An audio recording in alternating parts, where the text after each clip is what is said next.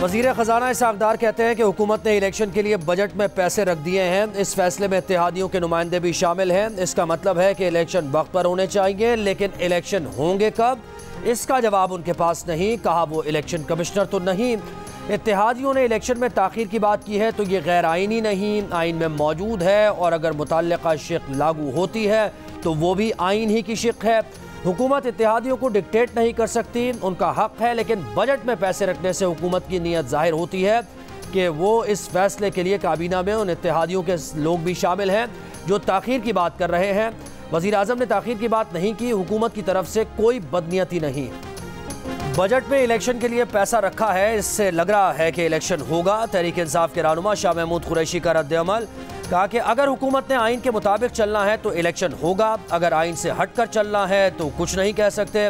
Budget पर वफाकी हुकूमत और वज़ीर ख़ज़ाना को भी निशाने पर ले लिया। बोले जिस हुकूमत की मुद्दत के 42 दिन रह गए हैं उसने 12 माह का बजट दे दिया है, तनख्वाहें तो बढ़ा दी, पैसे कहाँ से लाओगे। जहांगीर तरीन की नई जमात को भी डेड ऑन अराइवल करार दे दिया। अलीम खान का जवाबी वार, कहा इज्जत और जिल्लत सिर्फ अल्लाह के पास है, उसी को मालूम है कि कौन डेड ऑन अराइवल है और किसका दी एंड है।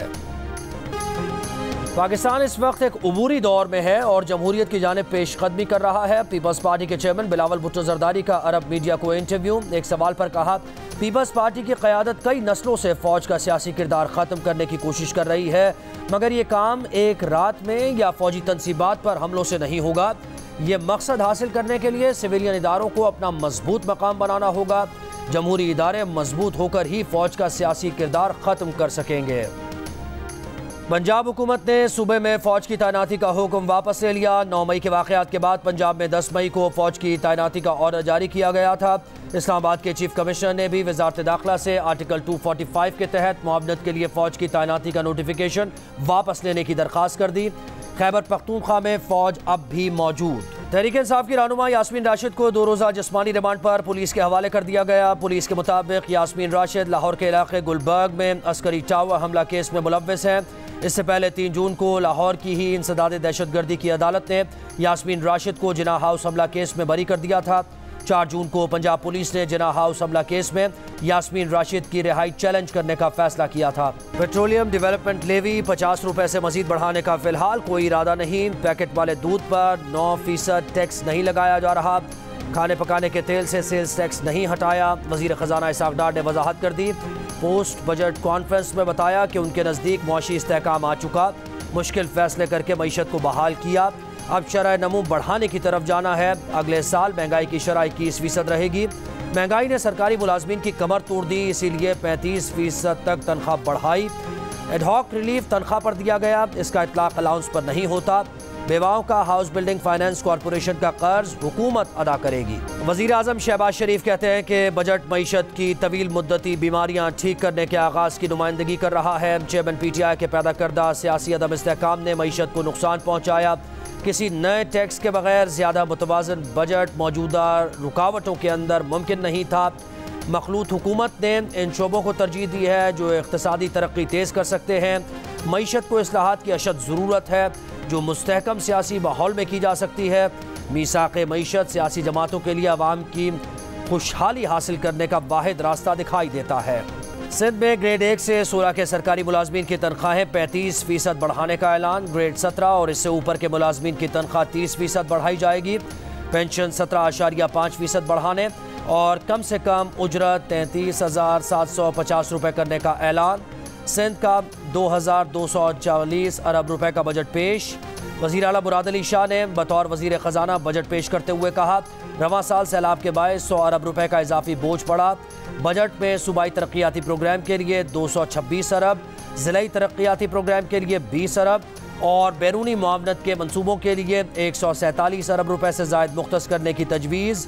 रोड नेटवर्क की बेहतरी के लिए 23 अरब 47 करोड़ रुपए मुख्तस। किसानों को ज़रूरी आलात पर 50% सब्सिडी दी जाएगी। MQM पाकिस्तान के रहनुमा फारूक सत्तार ने सिंध के बजट को आदादोशुमार का गोरख धंधा करार दे दिया। जियो न्यूज़ की बजट ट्रांसमिशन में कहा, तालीमी इदारे बल्दियाती इदारों को देने चाहिए। सूबाई वजीर सईद गनी ने कहा कि मालूम नहीं फारूक सत्तार के पास आदादोशुमार कहाँ से आए हैं कि आला तालीम के लिए 987 अरब रुपए रखे गए हैं। ये आदादोशुमार उनके पास तो नहीं है।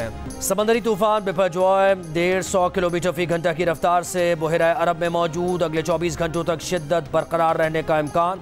महकमा मौसमियात के मुताबिक 24 घंटों के बाद वाज़ेह होगा कि समंदरी तूफान कहाँ जाएगा। तूफान का बलूचिस्तान और ओमान के साहिली इलाकों या गुजरात और सिंध के साहिल पर असरअंदाज होने का खदशा। दोनों सूरतों में 1100 किलोमीटर की पाकिस्तानी पट्टी पर तूफान के असरात रहेंगे। NDMA का कहना है कि तूफान कराची से 910 किलोमीटर और ठट्टा से 890 किलोमीटर दूर है। मुमकिन तौर पर साहिली इलाके तेज़ आंधी, समंदरी तूफान और सैलाब की जद में आ सकते हैं। कराची में साहिल पर जाने पर पाबंदी। माहीगीरों को 12 जून से समंदरी तूफान के अख्ताम तक खुले समंदर में न जाने का मशवरा। बन्नू और लकी मरवत में मूसलाधार बारिशों से तबाही। बन्नू में मुख्तलिफ मकामात पर दीवारें और छतें गिरने से 11 अफराद जाँ बहक, 70 से ज़ायद ज़ख्मी। लकी मरवत में दीवारें और छतें गिरने से 4 बच्चे और 1 खातून जाँ बहक, 15 से ज़ायद अफराद ज़ख्मी हो गए। नूरपुर थल के इलाके में आंधी और बारिश के बायस घर की दीवार गिरने से 2 बच्चियाँ जाँ बहक। गुजरावाला में भी आंधी तूफान के बायस हादसात में 10 अफराद ज़ख्मी।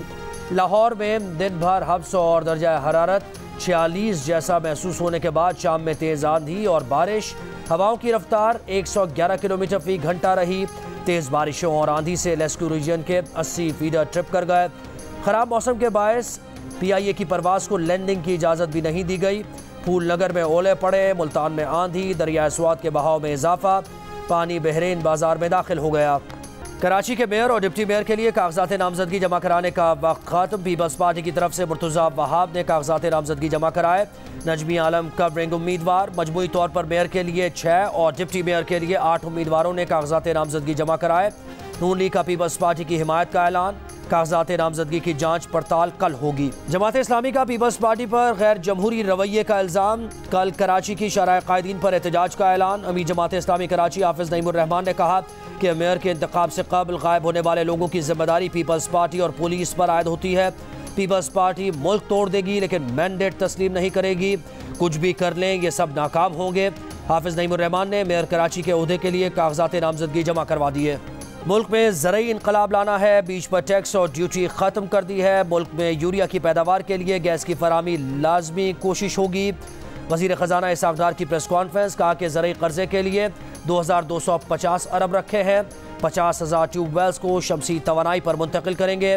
तामीराती सनत को मराहत दी गई हैं। इससे 40 सनतें मुंसलिक हैं। हमारा SME सेक्टर बहुत पीछे है। साबिक़ फाटा और पाटा के लिए मराहत में 1 साल की तोसी की है। दिफाई बजट एक हकीकत पसंदाना बजट है।